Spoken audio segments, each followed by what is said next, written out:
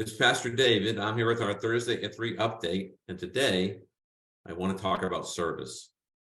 Did you know that in the next 2 weeks, our church will send not one, not two, not three, but 4 different teams from our church family to serve Christ in Costa Rica, Eastern Tennessee, and in Belfast, Northern Ireland.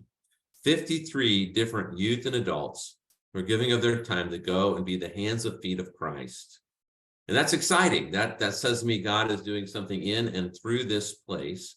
And I want to share with you a bit about where they're going so that you can be in prayer. Prayer is so critical in this matter. The scripture says, and unless the Lord builds a house, his builders labor in vain. Unless God is in this, it's going to be less, it's going to be incomplete. And we know that these trips are transformative, not just for those in the communities that they meet and interact with, but also for those that go. It's a life-transforming event, draws people closer to Christ as they give their time, their energy, and their effort to serving. And so please be in prayer. Now, the first team that's leaving is this coming Sunday on July 9th.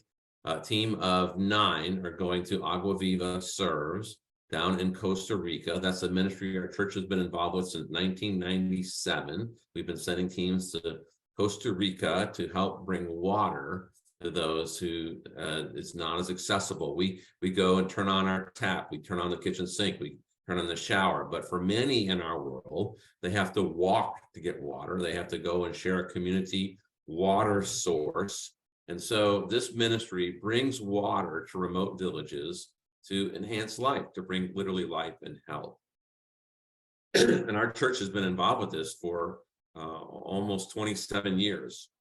2007, 2 members of our church who are engineers decided to really start bringing water in a more specific way. And we launched this new version of our ministry out of our church. And so we've been very involved in helping people, brothers and sisters in Costa Rica. So I want to ask you to pray for Kendall Keith and Woody Rodriguez and Jared Tucker, our youth pastor, and Natalie, our summer youth person, as they lead this team of youth and adults.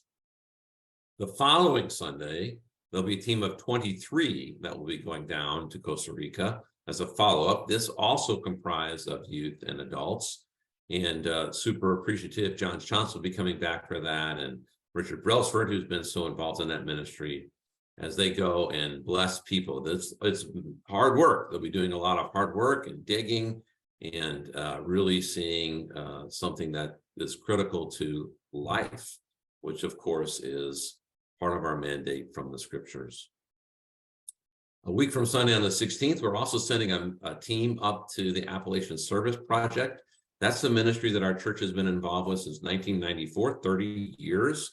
We've been sending folks, and that ministry serves the poor in the rural communities of the Appalachian Mountains region. And they serve about 300 families a year. They have about 3,000 volunteers from around the country. We have a team of 9 that are going, and thank you to Steve and Kim Lee, who will be leading that team of adults and youth. They'll be doing some minor projects like building wheelchair ramps or helping replace parts of the roof. Appalachian Service by ASP also is very involved in disaster relief from flooding or from tornadoes and so forth. And so just a direct way of reaching out with the love and grace of Christ that connects us to people that are not a part of our world and helps the youth and adults really be that agent of change, not just for others, but for themselves. And so please pray for that team as well. And you've noticed these first 3 teams are actually multi-generational. They are comprised of both youth and adults, which is really cool that our youth ministry is so active and is leading us. There's actually 5 different trips that the youth are involved in this summer. Very active youth ministry going on at First Methodist Church of Winter Park. Our last trip is a trip to Northern Ireland, to Belfast. We're calling it a spiritual pilgrimage. And I'll be leading this team of 12 as we go through a conversation about conflict resolution. Of course, the peace in Northern Ireland is a complicated thing coming after the Easter Accords, but continues to be tenuous, kind of a hotbed of religious sectarianism, colonialism, all these different things that go into this. And we will be actually actively visiting with people that were involved in the peace process for Northern Ireland. We will sit down, for example, one day with a member of the IRA who is in prison for murder during the Troubles. And that afternoon, we'll sit down with a member of the Protestant UVA who was in prison for murder during the Troubles. We'll sit down the next morning with a mother whose son was murdered by the British police. And the next afternoon, also at the same time, with a husband whose wife was killed in an IRA bombing. These are heavy conversations. We're working with Dr. Gary Mason as we work through some of the prophets in the scriptures and some of our mandate. We'll be looking for ways to translate conflict resolution to our own context, which of course has grown so difficult in its partisanship and its toxic rhetoric and its continued grappling with the legacy of slavery in our country. And so this is a formative trip. It's not a tourist trip.